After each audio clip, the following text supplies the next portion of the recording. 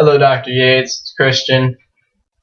Hi, I'm Kyle. Sorry. Today we're going to be talking about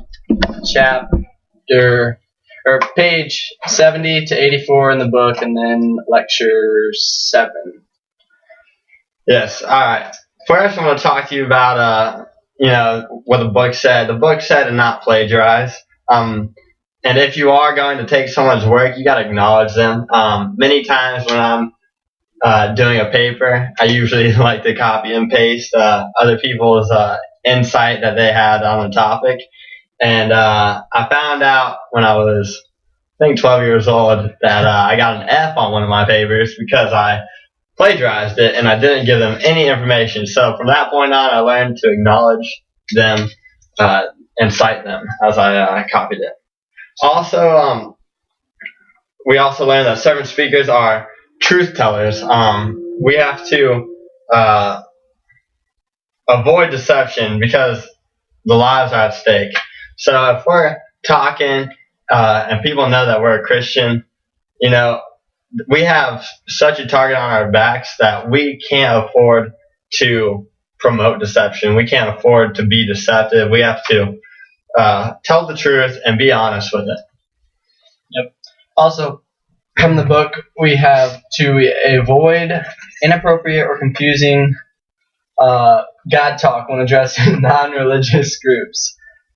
So, like when you're talking about the weather, you don't need to just randomly throw God in there. There's no point to that, honestly. Unless you're talking about some sort of religious subject, then you don't have to throw them in there. Also, speaking truthfully includes honesty. Honest talk avoids intentional deception.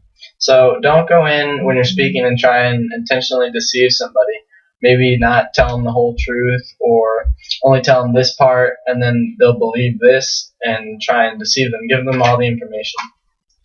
And then we moved on to the lecture 7. And when you're giving when you're giving an informational speech, you want to present all the information, and you want to mention all the major positions. So you don't want to just be one-sided. Like if you're talking about abortion, you don't want to just give all the cons. You want to give, you don't want to, I'm not going to say there's pros, but you don't want to just say all of this one thing and then not give anything to support the other people out there.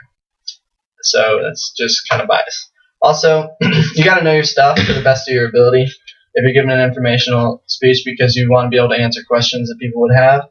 And if the audience is uninterested, you have to show them what's in it for them. So to do that, you would use stories. Like many times pastors will use stories. Not that audiences are uninterested, but pastors will use stories and humor and stuff in their speeches. And also we got try not to, when you're giving your information speech, try not to give too much info and make sure you prioritize it. It said in the book, or in the lecture, to make your points big, make them loud, I guess you would say, and to just show them that this is your point and it's not a sub point, like this is your main idea.